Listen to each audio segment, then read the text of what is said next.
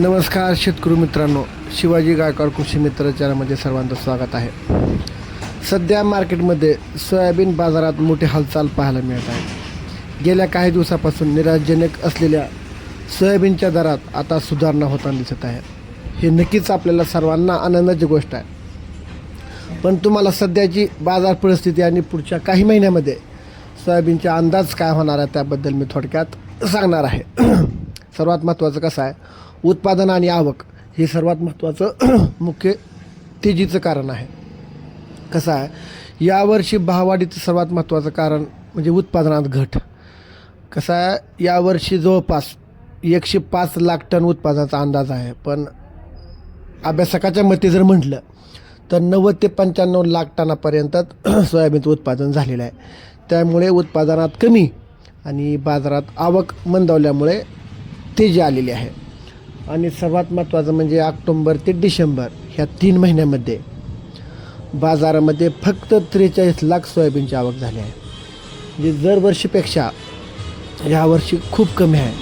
आणि मागणी पण सोयाबीनची वाढली असल्यामुळे तेजी येण्याचं कारण तेच आहे. आणि दुसरं म्हणजे सोयाबीनचं जे बाय प्रोडक्ट असतात, सोया पेंड, सोया मिल, मग ती सोया पेंड आणि निर्यात ह्याचं गणित काय आपण थोडक्यात सांगू. कसं असतं, सोयाबीनचे जे भाव आहेत सोया पेंड आणि सोयाबीनच्या तेलावर अवलंबून आहेत.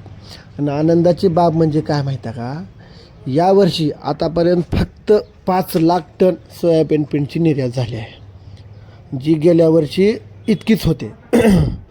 युरोप, नेपाळ आणि बांगलादेशमधून जे भारतीय नॉन GM सोयाबीनला मागणी आहे, मागणी जरी भरपूर असली तरी काय अडचण नाही.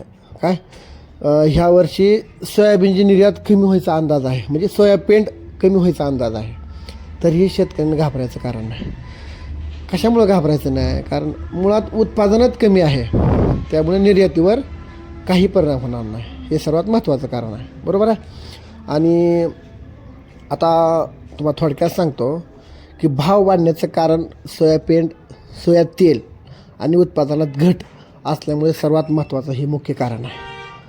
पुढच्या 2 महिन्यामध्ये नेमकं सोयाबीनमध्ये भाव कमी होईल का जास्त होईल ह्याचा आपण थोडक्यात अंदाज घेऊ. म्हणजे शेतकऱ्यांना सोयाबीन विकायचं की नाही हे पण महत्त्वाचं आहे.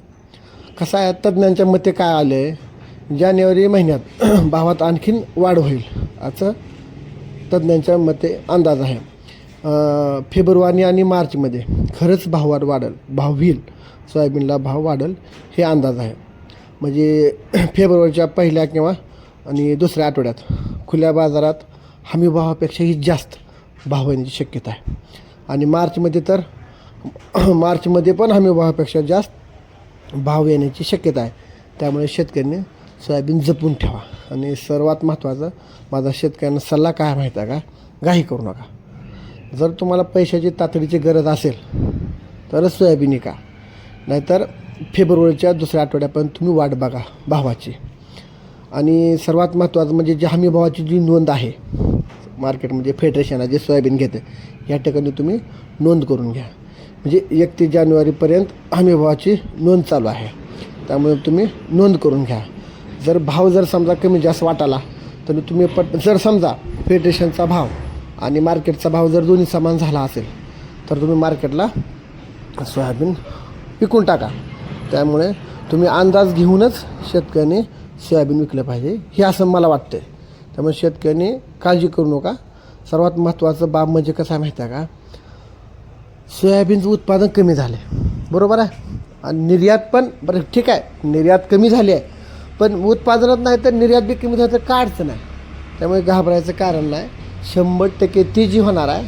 त्यामुळे तुम्ही आपल्या जवळच्या मार्केटच्या भावाचा अंदाज घेऊनच सोयाबीन विका, ही माझी सर्व शेतकऱ्यांना कळकळीची विनंती आहे.